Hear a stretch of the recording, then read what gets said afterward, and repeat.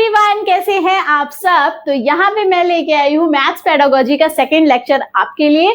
और यहाँ पे हम डिस्कस करेंगे ये कुछ और न्यू वर्ड्स जो आपको पेडागोजी सॉल्व करने में बहुत ही हेल्पफुल रहेंगे।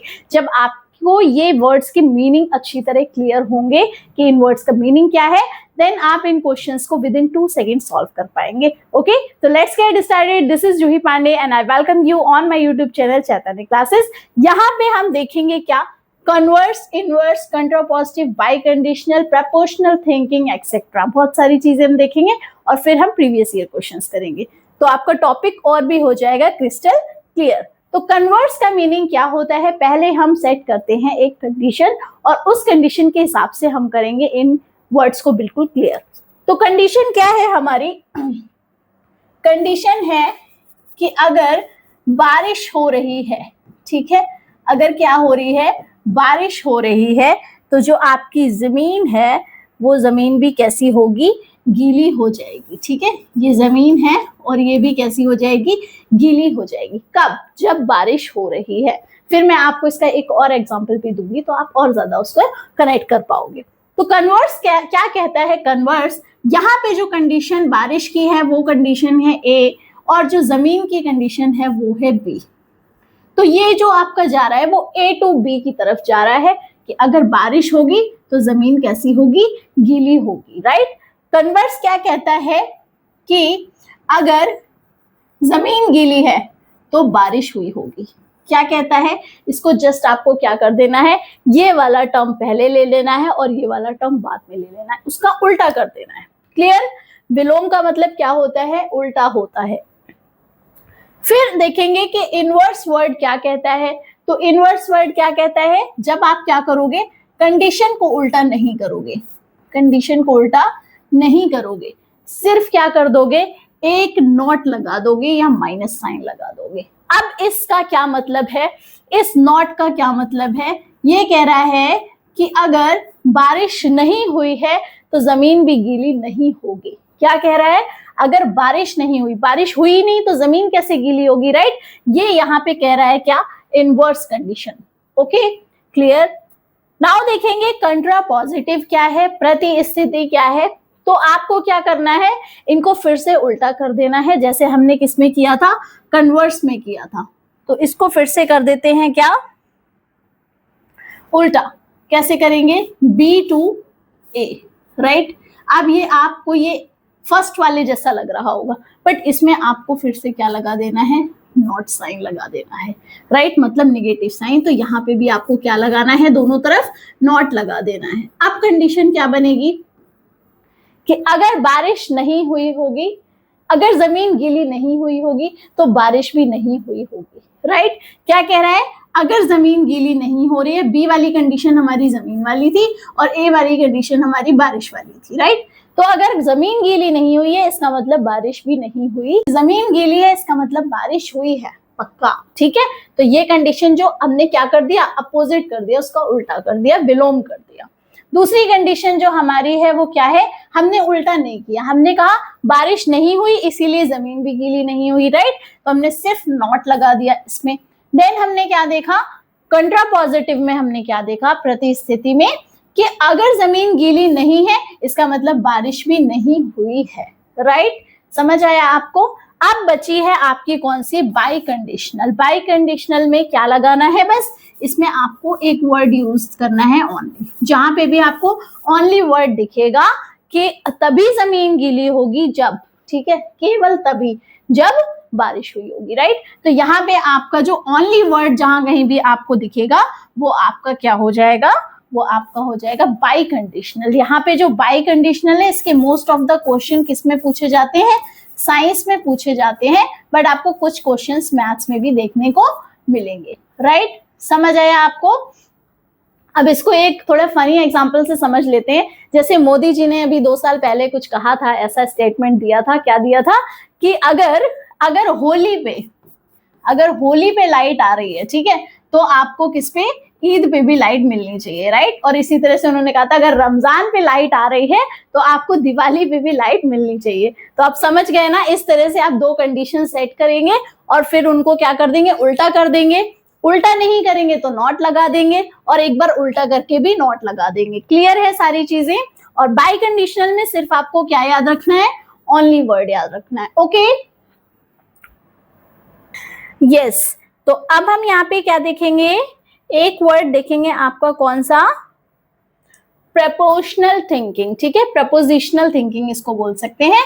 तो यहाँ पे प्रपोजिशनल थिंकिंग का क्या मतलब है कि आपने वो क्वेश्चंस देखे होंगे ना कि अगर एक पेन, ठीक है, एक पेन 10 रुपीज का है, ठीक है, और 2 पेन 20 रुपीज के हैं। कितने हैं, 20 रुपीज के हैं। तो आप बताएंगे कि 5 पेन कितने के होंगे। ठीक है, तो यहाँ पे हम प्रपोर्शनल थिंकिंग लगा रहे हैं कि 1 इतने का है तो 5 कितने के होंगे, राइट। ये वाली जो होती है आपकी, जिसमें हम रेशियो की बात कर लेते हैं, किसकी बात करते हैं, रेशियो की बात करते हैं, वो आपकी हो जाती है प्रपोजिशनल थिंकिंग, राइट। समझ आया। कहीं पे आपको इस तरह से कुछ रेशियोज दे रखे हैं तो आप किसको मार्क करके आओगे, आप प्रपोजिशनल थिंकिंग को मार्क करके आओगे। फिर एक वर्ड आता है ट्रांसपोजिशन। ट्रांसपोजिशन को हिंदी में हमने कह दिया पक्षांतरण। अब ये पक्षांतरण होता किसमें है, इसको देख लेते हैं पहले। तो अगर मैं आपको एक कंडीशन दूं, ठीक है, इस तरह से 4x - 3 = 5, राइट। इस तरह की हमारे पास एक लीनियर इक्वेशन है और यहाँ पे हमें इसकी x की वेरिएबल की वैल्यू निकालनी है। तब हम क्या करेंगे, यहाँ पे हम क्या कर देते हैं, यहाँ -3 है तो इसके साथ में आप क्या कर दो, +3 ऐड कर दो। ओके, जितना यहाँ माइनस में, यहाँ +3 ऐड किया तो यहाँ पे भी क्या करना पड़ेगा, +3 ऐड करना पड़ेगा। इससे ये कैंसिल हो जाएगा और यहाँ पे जो 4x है वो किसके इक्वल बनेगा, 8 के, और x की वैल्यू निकल के आएगी 2, राइट। तो यहाँ पे आपने क्या किया, ये जो मेथड आपने यूज किया है, ये आपने ट्रांसपोजिशनल मेथड यूज किया है, पक्षांतरण यूज किया है। ठीक है, दोनों में ही क्या कर लिया, सेम चीजें ऐड या सब्ट्रैक्ट कर ली। क्लियर है ये बात। तो इसका यूज, इस टर्म का यूज हम सिर्फ किस में करते हैं, अलजेब्रिक टर्म्स में करते हैं। किस में करते हैं, अलजेब्रिक टर्म्स में। क्लियर है, ये सिर्फ और सिर्फ तभी यूज होगी, जैसे मैंने आपको बताया था ना कि एक्सिम्स एंड पोस्टुलेट्स। तो एक्सिम्स में हम क्या देखते थे कि जिनको प्रूफ की जरूरत नहीं होती वो आपके हो गए स्वयं सिद्ध। अगर मैं बात करूं किसकी, पोस्टुलेट्स की, तो अलजेब्रा में जब हम उसी एक्सिम्स को यूज करते हैं तब वो बात होती है हमारी पोस्टुलेट की। वहां पे हम एक्सिम वर्ड यूज नहीं करते, एक्सिम वर्ड यूज नहीं करते, उसकी जगह हम क्या यूज करते हैं, पोस्टुलेट यूज करते हैं। तो बिल्कुल वैसे ही यहाँ पे ये जो ट्रांसपोजिशन वर्ड है, ये सिर्फ और सिर्फ अलजेब्रिक टर्म्स को सॉल्व करने के लिए यूज में आता है। क्लियर है। अब 2 चीजें और है जो मैं डिस्कस करना चाहती हूँ, ओके, उनको भी देख लेते हैं। यस, तो यहाँ पे आपके 3 और वर्ड हैं जहां पे मैंने थ्योरम को आपको लास्ट टाइम डिस्कस कर दिया था कि थ्योरम क्या होते हैं, इनको हमें प्रूफ करना होता है कुछ और प्रूफ की मदद से और ये ट्रू निकलते हैं, राइट। तो यहाँ पे अगर मैं बात करूं कि लेमा वर्ड क्या है, लेमा को हिंदी में कहते हैं प्रमेयिका, और ये प्रमेयिका या लेमा यूज होते हैं किसको, थ्योरम को प्रूफ करने में, राइट। तो ये हेल्पफुल रहते हैं। ये कैसे होते हैं, it is use to help.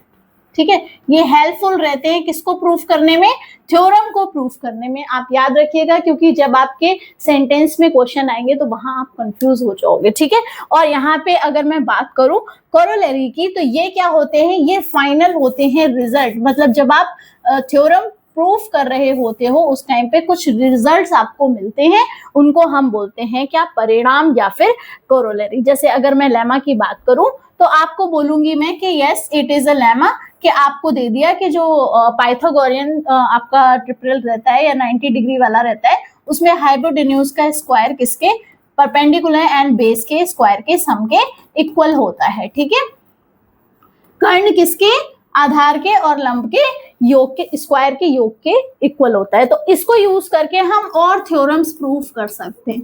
ठीक है, और थ्योरम हम क्या कर सकते हैं, प्रूफ कर सकते हैं इसकी हेल्प से। तो ये हमारे पास जो हो गई, ये क्या हो गई, एक प्रमेयिका हो गई या लेमा हो गई। बट जो कोरोलरी होती है, ये क्या होते हैं, ये फाइनल रिजल्ट होते हैं जब हम क्या, थ्योरम प्रूफ कर रहे होते हैं, उस टाइम पे जो रिजल्ट्स निकलते हैं।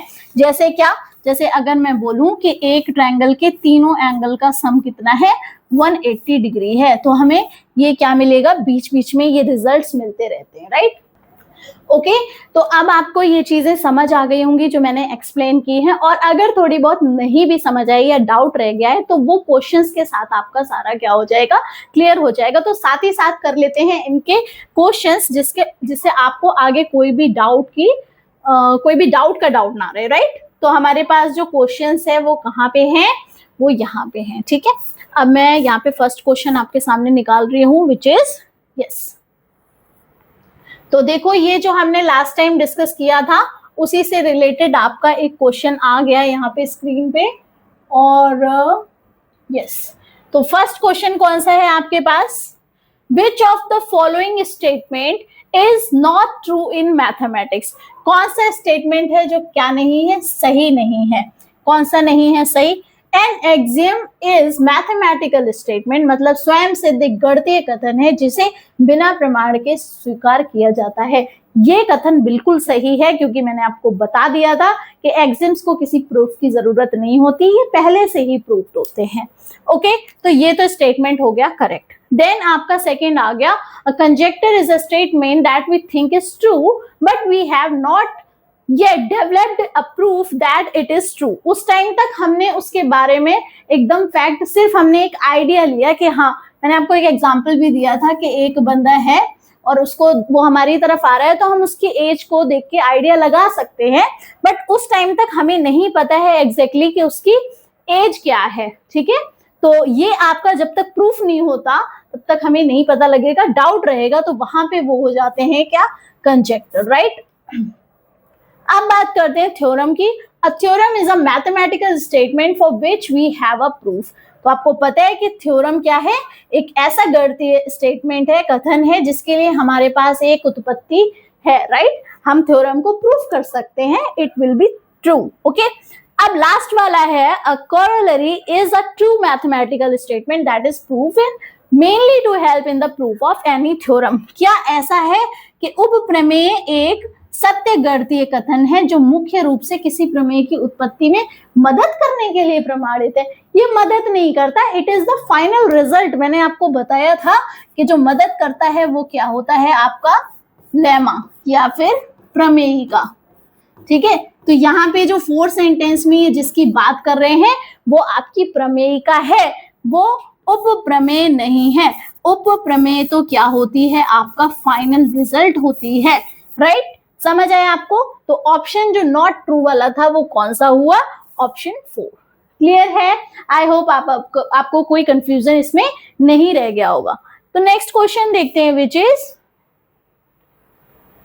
Yes. In mathematics class teacher asked Raman if the interior angles of a triangle are in the ratio of, क्या दे दिया इन्होंने, रेशियो दे दिया। Then what is the measurement of these angles? ये तो उसने क्वेश्चन पूछा, ये एक टीचर ने क्या पूछा, क्वेश्चन पूछा, और उसने रमन ने क्या रेस्पॉन्ड दिया, the measurement of the angles has 40, 60, 80। उसने इसको सॉल्व कर दिया, राइट। तो which ability of Raman is showed through this response, उसकी कौन सी एबिलिटी इससे पता चली जो उसने रेस्पॉन्स दिया था। क्या दिया था रेस्पॉन्स, कि इनके माप कितने, इतने हैं। किससे निकाला था उसने, अनुपात से निकाला था। तो मैंने आपको बताया था कि इसमें क्या आएगा, आपका प्रपोजिशनल या प्रोपोर्शनल थिंकिंग आएगा। तो ऑप्शन बी इज करेक्ट, ठीक है। यहाँ पे काउंटिंग एबिलिटी नहीं है, एबिलिटी ऑफ मेजरमेंट नहीं है, और रोट मेमोराइजेशन तो बिल्कुल भी नहीं है। जहां पे भी आपको ये टर्म दिख जाए मेमोराइजेशन वाला, ठीक है, मेमोराइजेशन वाला अगर आपको टर्म दिख जाए तो इसको पहले ही हटा देना, ये तो बहुत खतरनाक है।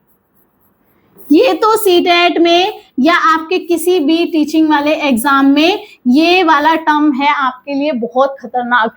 मेमोराइजेशन पे हम कभी फोकस नहीं करते हैं, रट के चीजें याद करने में कोई मतलब नहीं है, राइट। तो ये तो आपका पहले ही आप क्रॉस कर दो इसको, ओके। और फिर देखो कि कंडीशन क्या दे रखी है, उसके अकॉर्डिंग आपको फटाफट आंसर टिक करना है, okay. Next is Which of the following problem doesn't require proportional thinking? इनमें से कौन सी प्रश्न को सॉल्व करने के लिए किसकी समानुपातिक चिंतन की आवश्यकता नहीं है। मैंने आपको बताया था प्रोपोर्शनल थिंकिंग में या तो क्या होगा, रेशियो होगा, और या फिर अमाउंट की बात करेंगे। किसकी बात करेंगे? अमाउंट की बात करेंगे। ये दो कंडीशन की बात करते हैं। अमाउंट की कैसे कि एक पेन इतने का है तो इतने पेन कितने के होंगे, राइट। तो यहाँ पे देखो कॉस्ट ऑफ 20 kg, यहाँ 20 किलो आलू की बात कर रहे हैं, इतने के हैं, तो कॉस्ट ऑफ 7 kg कितने होंगे? ये तो सिंपल सा आपका किसका हो गया? प्रोपोर्शनल का हो गया। Neha reads 10 pages in 15 minute, ये भी आपका एक तरीके से आप अमाउंट ही बोल सकते हो कि 10 पेज 15 मिनट में पढ़ रही है, तो वो 20 पेजेस कितने में पढ़ेगी, राइट, इस तरह से। तो ये भी आपका प्रोपोर्शनल वाला हो गया। देन देखेंगे the height of a tree is 3 metre and the length of its shadow at 11। यहाँ पे टाइम की बात हो रही है और आपको पता है कि किस टाइम पे शेडो सबसे बड़ी बनती है, कब छोटी बनती है। ऐसा जरूरी नहीं है कि सुबह के टाइम अगर उसकी कितनी है 3 मीटर है, ठीक है, तो वो टाइम बढ़ते बढ़ते क्या 4 मीटर हो जाएगी और उसके बाद में 5, 6 ऐसे नहीं बढ़ती वो, राइट। वो बाद में फिर से बैक होनी शुरू हो जाती है, फिर से छोटी होनी शुरू हो जाती है, राइट। तो ये प्रोपोर्शनल थिंकिंग का नहीं है। Next is it takes 1 hour for a painter to paint 3 walls, ठीक है, 1 घंटा ले रहा है 3 वॉल्स को पेंट करने में। How much time it needed to paint 15 similar, ये भी आपका प्रोपोर्शनल थिंकिंग वाला आ गया, ठीक है। ये क्वेश्चन जो थर्ड वाला था ये आपका प्रोपोर्शनल थिंकिंग से रिलेटेड नहीं है, क्योंकि ऐसा नहीं है कि एक पेन की कॉस्ट कितनी है 10 रुपए है तो वो अगर बोल देगा कि 10 पेन की कॉस्ट तो 5 रुपए, ऐसा नहीं होता, ठीक है। यहाँ पे ऐसा नहीं होता, ये हमेशा बढ़ेगी ही बढ़ेगी। क्वांटिटी कम करोगे तो अमाउंट कम होता जाएगा, राइट। समझ आया आपको? तो यहाँ जो थर्ड वाला ऑप्शन था इसमें ये कहीं पे भी प्रोपोर्शनल थिंकिंग की बात नहीं हो रही। ओके, नेक्स्ट क्वेश्चन देखते हैं, which is which of the following process is required to be developed in the child to solve the following problem। यहाँ पे कौन सी आपको चाहिए चीजें जिससे आप ये प्रॉब्लम सॉल्व करोगे। मैंने आपको बताया था जहां पे भी आपको इस तरह से टर्म दिख जाए, कैसा अलजेब्रिक टर्म दिख जाए, तो आप क्या यूज करोगे। जैसे अगर मुझे इसको सॉल्व करना हो तो मैं कैसे करूंगी, यस, यहां से मैंने क्या कर दिया +8, ठीक है, और यहां से -8। आप इसको और भी एक और भी मेथड है, मैं वो भी आपको बता देती हूँ। पक्षांतरण का मतलब होता है एक साइड से टर्म को दूसरी साइड ले जाना, तो वो भी देख लो आप। क्या है यहाँ पे टर्म 5x - 8 = x + 4। तो आपने क्या कर दिया, x को इधर ले गए और 8 को उधर ले गए, ये हो गया आपका पक्षांतरण, ठीक है, 4 + 8। आप यहां से सॉल्व कर लोगे, 4x = 12 एंड x = 3, राइट। तो इनको यूज करने के लिए आपने मेमोराइजेशन तो पहले ही काट देना है। आइडेंटिटी का आप यूज नहीं कर रहे हो। क्या यहाँ पे मैंने किसी a + b whole square a² - b² use किया? नहीं, वो होती हैं आपकी क्या आइडेंटिटीज, तो नहीं किया। देन हो गया आपका इंडक्शन, तो इंडक्शन मेथड भी हमने यहाँ नहीं यूज किया है। ट्रांसपोजिशन की बात करें तो यस, यहाँ पे हम कौन सा टर्म यूज करते हैं ट्रांसपोजिशन, किसमें, अलजेब्रिक इक्वेशंस में। क्लियर है आपको ये बात? नेक्स्ट देखते हैं, which is which of the following is a by conditional. देखो कौन सी आ गई, वो जो हमने सबसे फर्स्ट जो लिस्ट बनाई थी उसमें कौन कौन से थे, कन्वर्स था, इनवर्स था और आपका कंट्रापोजिटिव था एंड बाई कंडीशनल, राइट। तो ये आपका बाई कंडीशनल फोर्थ कंडीशन आ गई आपकी। क्या बताया था मैंने, सिर्फ किसको देखना है, ओनली वर्ड को देखना है। तो देखो इसमें कहां पे ओनली वर्ड है, for every 1 is less than 7 there exist 2 is less than 8, right. यहाँ कहीं भी ओनली नहीं है, सेकेंड में भी नहीं है, हाँ सेकेंड में है, यस here is only, ठीक है। 1 is less than 7 if and only if 2 is less than 8, एक 7 से कम है अगर और केवल अगर, ठीक है। क्या आ गया आपके पास, केवल, केवल ओनली, ठीक है। तो ये आप लगाओगे किस पे, बाई कंडीशनल वर्ड पे, ठीक है। बाकी किसी सेंटेंस में ओनली नहीं आ रहा है तो no need to check it. Okay, next is yes, using mathematical reasoning what will be the converse. क्या पूछ रहा है, कन्वर्स मतलब फर्स्ट पेज पे जो हमने डिस्कस किया था फर्स्ट टर्म, और कन्वर्स में हमने क्या देखा था, कन्वर्स में हमने क्या देखा था कि जिस कंडीशन को उल्टा करना है, ये हमारी एक्चुअल कंडीशन है और अब हमें क्या कर देना है, इसका अपोजिट ले लेना है, ठीक है। बताया था ना कि मोदी जी ने क्या कहा कि अगर दिवाली पे लाइट मिल रही है, ठीक है, तो रमजान पे भी मिलनी चाहिए। तो अगर इसका क्या कर देंगे हम, रमजान पे लाइट मिल रही है तो दिवाली पे भी हमें मिलनी चाहिए, जस्ट अपोजिट कर देंगे, राइट। कोई हमें नॉट नहीं लगाना, कुछ नहीं करना। अब यहाँ देखो कंडीशन क्या है, if x is lesser than y then x plus 5 is lesser than y plus 5 where x and y are positive integers, ठीक है, कोई भी नंबर्स है। तो क्या करना है, विलोम निकालना है।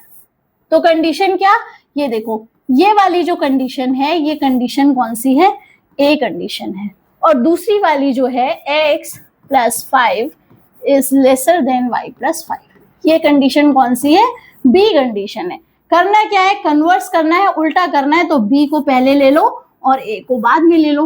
बी पहले लेंगे तो ये वाली कंडीशन आपकी पहले आएगी, ओके, और ए वाली कंडीशन आपकी कैसी आएगी, बाद में आएगी। देखो इसमें से मैच करके कौन सा मैच कर रहा है, हाँ जी, देखो ये वाला कंडीशन बिल्कुल नहीं, ये वाला कंडीशन यस, ये वाला आपका क्या है, सेकेंड वाला, ठीक है। If x plus 5 is lesser than y plus 5 then x is lesser than y, ठीक है, समझ आया। कंट्रापोजिटिव में, सॉरी कन्वर्स में आपको क्या करना है, जस्ट कंडीशन को अपोजिट कर देना है, ठीक है, ओके। तो ये हो गए हमारे सारे क्वेश्चंस आज के, और अब आपको करनी है इस पे कैसी प्रैक्टिस करनी है अच्छे से, क्योंकि यहाँ पे जितने भी टर्म्स हैं आपको इनको दोबारा से एक बार देखना ही पड़ेगा अगर आपको टॉपिक करना है बिल्कुल क्लियर, ओके। और ये एग्जाम टाइम पे आप भूलेंगे भी नहीं अगर आप अपने शॉर्ट नोट प्रिपेयर करेंगे इन टर्म्स को लेके, ओके। तो करिए आप इस पे practice, okay. Keep learning, keep watching, thank you.